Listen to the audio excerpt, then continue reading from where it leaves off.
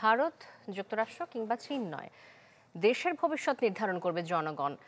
রাজধানীতে এক অনুষ্ঠানে কথা বলেছেন বিএনপি মহাসচিব মির্জা ফখরুল ইসলাম আলমগীর।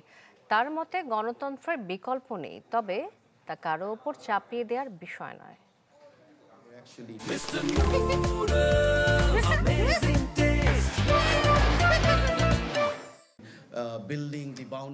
গেল বছর 11ই আগস্ট যুক্তরাষ্ট্রে মারা যান সাবেক রাষ্ট্রদূত সিরাজুল ইসলাম সবুজ। বরেণ্য এই কূটনীতিকের দূরদৃষ্টিতে বাংলাদেশের নেতৃত্ব, ঐক্য এবং প্রবৃদ্ধির পথে কূটনীতি ও শাসন ব্যবস্থার রূপান্তর শীর্ষক এই আলোচনা সভা। রাজধানীর নর্থ সাউথ বিশ্ববিদ্যালয়ে সেমিনার হলে এই অনুষ্ঠানে অংশ নেন সিরাজুল ইসলামের বন্ধু, শুভাকাঙ্ক্ষী সহ বিভিন্ন রাজনৈতিক দলের নেতারা। দুই সেশনের প্রথম ভাগে কথা বলেন বিএনপি মহাসচিব। বলেন, কোনো বিদেশি নয়, এদেশের ভবিষ্যৎ নির্ধারণ করবে জনগণ।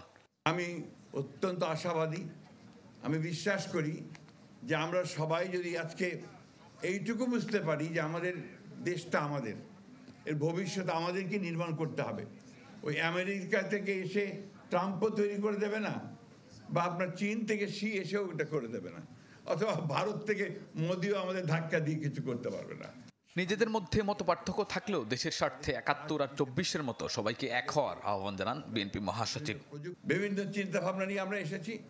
যেদিন ছাত্রদের উপরে গুলি শুরু হয়েছে তখন কিন্তু সবাই নেমে এসেছে রাস্তায়, ঠিক না?